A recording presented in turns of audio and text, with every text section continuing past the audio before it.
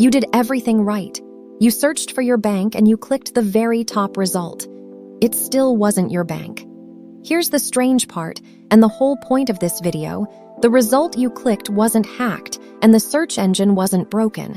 That top spot was simply bought by someone pretending to be your bank. In the next few minutes, I'll show you exactly how that works, and the 3-second habit that beats it every single time. Because once you can see it, you'll never trust the top of a search the same way again. And that is a good thing. Let's start with the question that breaks the whole illusion. Why is that result at the top at all? We tend to assume the top result is the most trusted, the most official, the one the search engine chose for us. But the very top slot usually isn't chosen. It's an auction. Below a thin dividing line, the normal results are ranked by how well they actually match your search. Above that line sits a separate advertising slot, and that slot goes to whoever bids the most to be there. Now here's the uncomfortable twist. Anyone can bid on a search, including someone bidding on your bank's own name.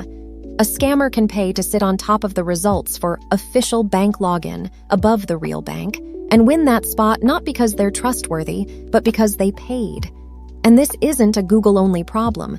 The same paid slot-on-top design runs on Bing and every other search engine too. The label is small, it's easy to miss, and its styling changes over time. But the principle underneath doesn't. The top slot is bought, not earned. And notice what that does to your instinct. For years, the top result has felt like the most trusted answer. So when a scammer buys that spot, they're not just buying visibility, they're renting the trust you already give the top of the page. That's what makes it work. Which raises the obvious next question.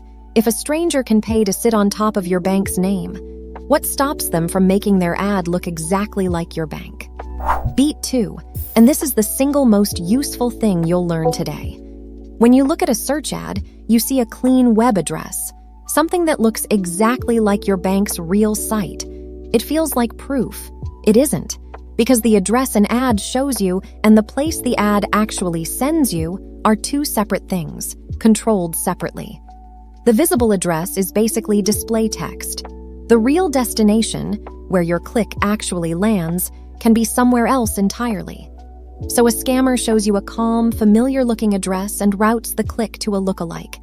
Usually, it's a near copy of the real domain, a swapped letter, an extra word, a different ending, the kind of difference your eye slides right past when you're busy. You clicked what looked like your bank. You landed on a copy. Nothing about the click felt wrong because the part that was wrong was hidden underneath. This is why "but the address looked right" is exactly how these succeed. The address is designed to look right. So if a legit-looking address can quietly point somewhere else, the real question becomes, how do you catch it before you click, instead of after? Hold that thought, because first, look at what's waiting on the other side of that click. Beat 3, same ad slot, 3 different traps. I'm keeping each of these to one line on purpose, because the point isn't the destination. It's that all 3 arrive through that same bought top result. Trap 1, a fake support number. The ad shows a phone number for official help, you call it, and a friendly stranger who does not work for the company talks you into handing over access or payment. Trap 2, a fake login page. The lookalike site asks you to sign in, and the moment you type your username and password, you've typed them straight into the scammer's hands. Trap 3, a fake download. The ad offers the official app or an urgent update, and what installs instead is malware, often software that quietly hands the attacker remote control of your machine. Security researchers have a name for this whole category: malvertising, using paid ad placements to deliver the payload. 3 very different endings, 1 shared front door. So let's fix the front door. Beat 4 is the reason to watch this video. A short, calm routine that works even when you can't spot the fake. You don't have to catch every trick. You just have to change how you arrive. Habit 1. Scroll past anything labeled sponsored or ad. Not because every ad is a scam, most aren't, but because you can't tell from the top which one is. So for anything that touches your money or your accounts, you skip the paid slot and go to the normal results below it. Habit 2. And this is the strongest one. For money sites, your bank, your email, anything with your card in it, don't search at all. Type the address yourself or use a bookmark you saved earlier.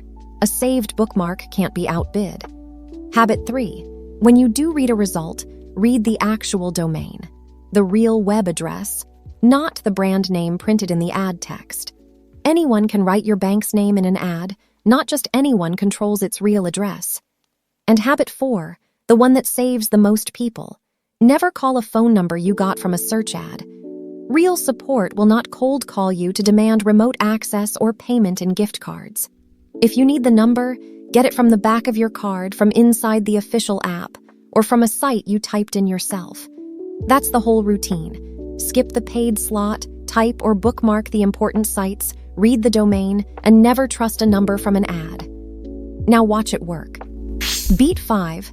Let's run the exact search from the start of the video twice and watch the habit win. Same query, official bank login, same tempting top result with its little sponsored tag. Path 1, the reflex. You click the top result. The page looks perfect. The logo, the layout, the login box, all of it. You type your username and password, you press enter, and in that instant your credentials are gone, copied to someone who was never your bank. Nothing looked wrong until it was too late, because the trap was the slot you trusted, not a mistake you made. And that's the cruel part. You were careful. You went to the official-looking result. You did what feels responsible. The habit that failed you wasn't carelessness. It was trusting the top of the page. Now rewind. Same search, same tempting ad on top. Path 2, the routine. This time your eye catches the word sponsored, and you simply scroll past it. Or better, you never searched at all. You opened your saved bookmark. You land on the real site, the real address, and you sign in safely. Same start, same scammer bidding for the top. Two completely different endings. And the only thing that changed was a 3-second habit. That's the entire game.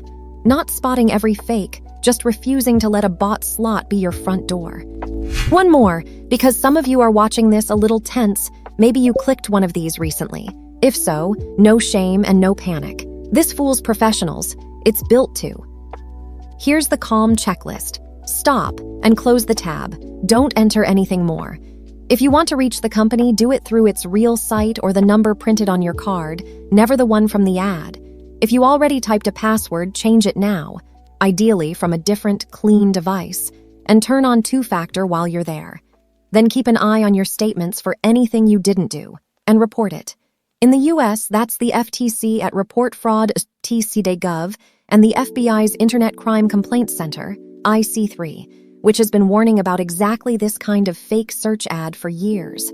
Reporting feels small, but it's how these get pulled down for the next person. You caught it. That's the part that matters. So here's the whole thing in one line. The top result is a slot, not a seal. That top spot isn't the search engine vouching for anyone. It's advertising space, sold to the highest bidder, and sometimes the highest bidder is pretending to be a company you trust. The address an ad shows you isn't proof of where it goes, and the fix doesn't depend on you being clever enough to spot every fake. It depends on how you arrive. Skip the paid slot, type or bookmark the sites that matter, read the real domain, and never call a number from an ad. Do that, and the bot top slot stops being your blind spot. One last thing before you go. You don't need to become a security expert. You just need to stop letting the top of a search be your front door. If this changed how you'll look at that first result, subscribe. That's the whole point of this channel. The digital world explained in plain English, so you and the people you love stay a step ahead. And watch this one next. How to spot a fake login page in seconds, so even if a bad link slips through, you catch it at the door. It's on the channel right now. Stay sharp out there.